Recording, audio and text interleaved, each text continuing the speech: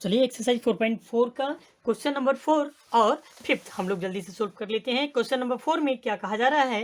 Question number 4 में कहा गया है आपका, is the following situation possible? क्या ये निम्नलिखित कंडीशन जो है, कुछ स्थितियां हैं, यह संभव हैं? If so determine the year to present ages, यदि हो तो उनकी प्रेजेंट एजेस को निकालें। आप कंडीशन क्या लगा रहा है, क्वेश्चन क्या दिया जा रहा है आपको? The sum of the ages of the two friends, दो मित्रों की, दो दोस्तों की उम्रों का जो जोड़ है वो कितना है? एज 20 ईयर्स, 20 साल है। दो दोस्त हैं, दोनों की एजेज को जब जोड़ा गया तो 20 ईयर्स आ रहे हैं। 4 ईयर्स एगो 4 साल पहले, the product of their ages in years, उनके एजेज की प्रोडक्ट जब निकाला गया, मल्टीप्लाई किया गया दोनों की उम्रों को, तो कितना आया था? 48 आया था। तो चलिए पहले हम करते क्या है कि यहाँ sum of the ages of the two friend, दोनों के एजेज का सम कितना है? 20 ईयर्स है। सम दे दिया तो चलिए किसी एक को मान लेते हैं। क्वेश्चन नंबर हम लोग यहाँ बना रहे हैं 4, मेंशन कर दिया हमने। चलिए मान लेते हैं, let the present age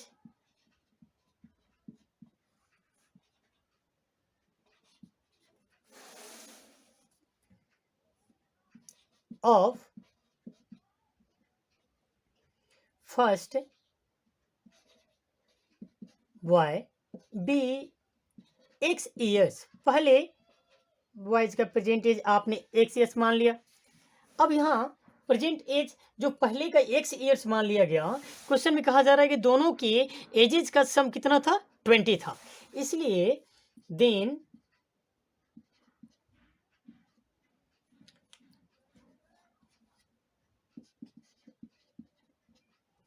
the present age of second boy will be, क्या होगा? x प्लस x, क्योंकि दोनों का सम है आपका 20, तो 20 माइनस x। एक का एज तो मान लिया आपने प्रेजेंट एज x हो गया, दूसरे की एज क्या है आपका? 20 माइनस x ईयर्स हो जाएगा। क्यों? क्योंकि दोनों के एजेस को जब ऐड किया गया था, दोनों के एजेस को जब ऐड किया गया, तो दोनों के एजेस का समेशन जो था आपका 20 आया था। एक का पता है आपको कि x है, तो दूसरे का कैसे मालूम चलेगा? हम दोनों के सम जितना था 20, उसमें से एक के एज को माइनस कर देंगे तब दूसरे का निकल जाएगा। पहले का एज x ईयर्स, दूसरे के एज 20 माइनस x ईयर्स, दोनों मिल गया। अब कहा जा रहा है कि 4 ईयर्स एगो, क्वेश्चन के अनुसार ध्यान दीजिएगा, अकॉर्डिंग टू क्वेश्चन, क्वेश्चन में कहा जा रहा है कि 4 years ago product of their edges, 4 साल पहले उनके एजेज का जो प्रोडक्ट है कितना है? 48 है। अब चलिए 4 ईयर्स एगो, अगर 4 ईयर्स एगो पहले फर्स्ट बॉय का एज निकालते हैं तो 4 ईयर्स एगो ये हो गया। अब 4 ईयर्स एगो जब पहले मित्र की उम्र जब 5-4 साल घटी, तो दूसरे मित्र की बढ़ेगी थोड़ी ना, दूसरे मित्र की भी एज डेफिनेटली आपकी क्या होगी? कम होगी। इसमें भी 20 माइनस x ए तो है दूसरे मित्र की। अब इसमें से भी 4 कर दिए, दोनों का एज 4 ईयर्स एगो का हो गया। दोनों का प्रोडक्ट मल्टीप्लाई, दोनों को मल्टीप्लाई कर दिए, दोनों के एजेस का जो प्रोडक्ट है वो कितना आ रहा है? 48 ईयर्स आ रहा है। चलिए अभी हो गया। अब इसे सोल्व कर लेते हैं। x माइनस 4, अब यहाँ 20 माइनस 4 कितना हो गया? 16 minus x is equal to 48। अब यहाँ मल्टीप्लाई कर लेते हैं, x इंटू 16 कितना हो गया? 16x, x into x minus x square. अब 4 into 16 64 minus 4 into minus x plus का 4x। अब इस 48 को रिप्लेस करके इधर ला दीजिए, कितना हो गया? Minus 48 is equal to 0। अब यहाँ अरेंज कर लीजिए, माइनस एक्स स्क्वायर, अब यहाँ x के टर्म को 16x, अब प्लस का 4x कितना हो गया? प्लस 20x हो गया। 64 माइनस का 48, दोनों को समेशन निकाल लेते हैं। 8 प्लस 4 कितना हो गया? माइनस माइनस प्लस, वो वर्क प्लस का हो जाएगा, असाइन माइनस का रहेगा।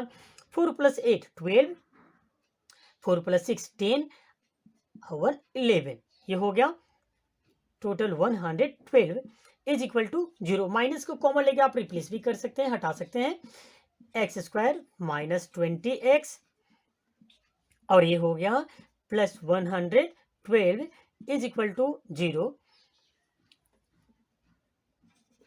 X square minus 20x plus 112 equal to 0। अब वो माइनस को हटा दिया आपने, माइनस खत्म हो गया, इधर आया तो डिवाइड में हो गया और 0 के बराबर हो गया। अब यहाँ चलिए a का वैल्यू क्या हो गया आपका, एक एक्स स्क्वायर के कोफिशिएंट कहते हैं, कुछ नहीं है तो 1 है, 1 रख दिया आपने यहाँ 1।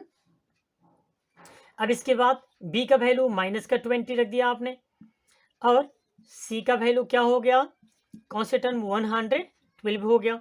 डिस्क्रिमिनेंट निकाल लेते हैं, b square minus 4ac, b का वैल्यू माइनस 20, इसका स्क्वायर कर दिया आपने माइनस 4 इंटू ए का वैल्यू क्या है 1 है इंटू सी का वैल्यू 112 112 प्रोडक्ट निकाल लीजिए, इसका वैल्यू हो गया 400। अब यहाँ माइनस मल्टीप्लाई कर लेते हैं, ये 4 2 जा 8 4 1 जा 4 फिर 4 1 जा 4। अब इनका डिफरेंस जो देख रहे हैं हम कितना आ गया माइनस का 48। यहाँ क्लियरली डी का वैल्यू क्या आया माइनस 48। डी जो है आपका क्या है लेस देन किससे 0 से डी का वैल्यू छोटा है। अब लिख देंगे, इसीलिए कोई भी रूट तो रियल होगा नहीं, यानी यहाँ रूट की बात नहीं कहा गया, तो आपसे कहा गया एजेस के लिए, इसलिए एजेस पॉसिबल नहीं है। अब क्या लिखेंगे,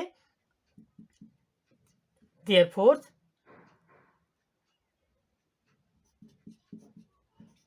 it is not possible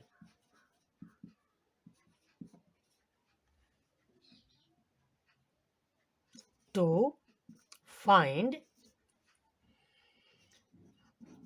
such ages। That's all। ये हो गया आपका क्वेश्चन नंबर 4। इस प्रकार की उम्रों को निकालना संभव नहीं है, कोई वास्तविक रूट नहीं होंगे। क्यों? क्योंकि डी का वैल्यू क्या है आपका 0 से छोटा है। आपको पहले बताया गया था डी का वैल्यू अगर 0 से छोटा हो तो कोई भी वास्तविक मूल्य नहीं होते, यानी कोई भी रियल रूट नहीं पॉसिबल होता है। अब इसके बाद अगले क्वेश्चन पर चलते हैं हम लोग।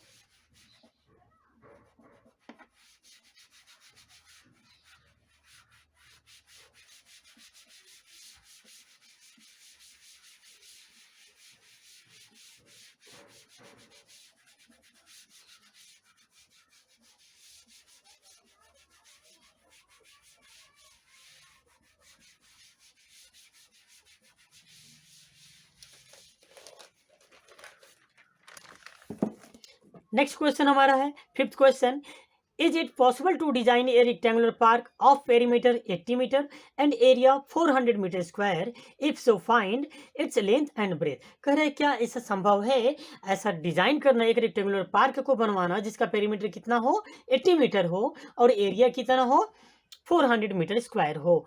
इफ सो अगर है तो फाइंड करें उसका लेंथ और ब्रेथ। तो चलिए निकालते हैं। क्वेश्चन नंबर 5 चेक करते हैं कि है या नहीं है।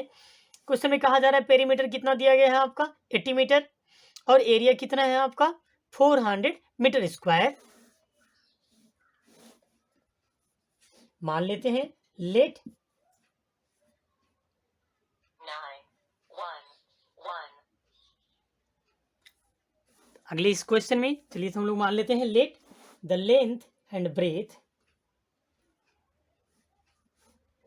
let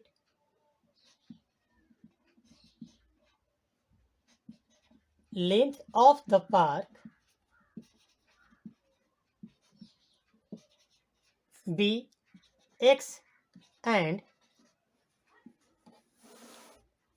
लेंथ यहाँ हमने x मान लिया। क्वेश्चन में आपको पेरीमीटर दे दिया गया है और एरिया दे दिया गया है, लेंथ मिल गया आपको, तो आप इसे ब्रेथ निकाल लीजिए, या आप ब्रेथ भी मान सकते थे, हमने यहाँ लेंथ माना है। ब्रेथ ऑफ द पार्क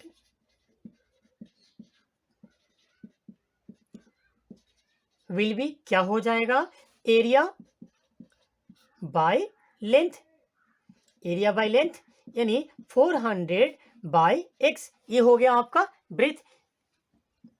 क्योंकि एरिया जो होता है रेक्टेंगल का L इंटू बी से एरिया बनता है, हम जानते हैं, यहाँ आपको फिर से समझ लीजिएगा, L इंटू बी जो कि एरिया है जो दिया हुआ था, हमने एल मान लिया था एक्स, बी निकालना था आपको, ठीक है। तो आपको जब बी का वैल्यू निकालना था यानी ब्रेथ निकालना था तो 400 बाई एक्स कर दिया। तो इस तरह से हमने ब्रेथ भी निकाल लिया। अगर आप यही ब्रेथ मानते तो लेंथ निकाल लेते हैं आप। इस तरीके से आप निकाल सकते हैं। इसलिए ध्यान रखिएगा, आप इक्वेशन बना रहे हैं तो डायरेक्ट आप इक्वेशन कैसे बनाएंगे ये हमेशा याद रहना चाहिए। अब यहाँ 400 बाई एक्स लिख दिया आपने, लेंथ ब्रेथ दोनों मिल गया। क्वेश्चन में आपको पेरीमीटर दिया हुआ है। चलिए पेरीमीटर आपका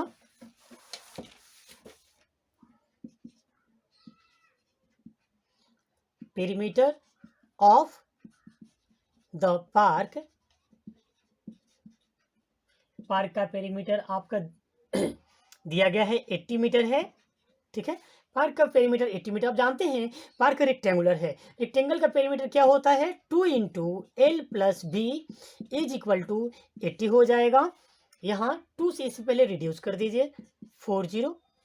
एल का वैल्यू आपका क्या है, एक्स माना है आपने। ब्रेथ का वैल्यू क्या है 400 बाई एक्स रख दिया इक्वल टू 40। अब इसे कैलकुलेट कर लीजिए, एक्स स्क्वायर इसके नीचे कुछ नहीं तो 1 है, 1 एक्स का एलसीएम लिया एक्स हो गया x square plus 400 by 4040 x square plus 400 x से इधर लाकर मल्टीप्लाई कर देते हैं, कितना हो जाएगा 4040 इंटू एक्स, ये हो गया। अब रिप्लेस करके लाते हैं x square minus 40x plus 400 is equal to 0। अब इसे सोल्व कर लेते हैं। पहले डी का वैल्यू निकालेंगे। डी का वैल्यू निकालने के लिए पहले हम ए दिखा देते हैं। ए का वैल्यू एक्स स्क्वायर कोएफिशिएंट कुछ नहीं है तो 1 है, और इसके बाद बी का वैल्यू क्या हो गया माइनस 4040 एंड सी का वैल्यू क्या हो गया आपका 400। अब यहाँ d का वैल्यू आप लिख सकते हैं d equal to b square minus 4ac। b का वैल्यू माइनस 40 है, इसका स्क्वायर कर देना है हमको, स्क्वायर हो गया माइनस 4। a का वैल्यू क्या है 1 है। c का वैल्यू आपके कौन से टर्म 400 इसे रख दिया आपने। अब इसे सोल्व कर लेते हैं। d इज इक्वल टू 4 की स्क्वायर करेंगे 16 हो गया, माइनस माइनस प्लस। अब ये हो गया वैल्यू 40 यानी 40 का स्क्वायर किया तो हमने 1600। अब मल्टीप्लाई कर देते हैं, यहाँ कितना हो गया 4 4 जा 16 ये भी 100 कितना आ गया 0। यानी अब यहाँ पर वैल्यू आपका डी का क्या आ गया, चलिए अब यहाँ देख लेते हैं। डी इक्वल टू 0 आ गया। अब रूट क्या होंगे, hence therefore it is possible, it is possible, यह संभव है आपका टू डिजाइन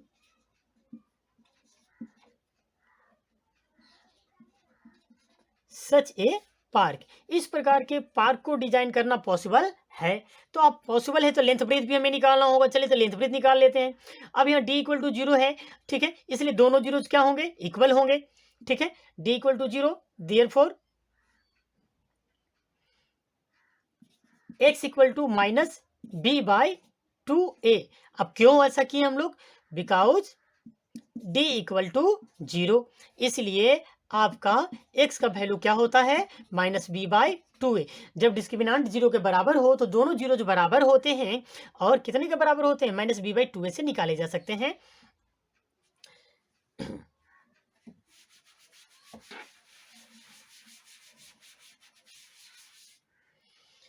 अब यहाँ जीरोस निकाल लेते हैं। b का वैल्यू हमें रखना होगा अपना क्वेश्चन में।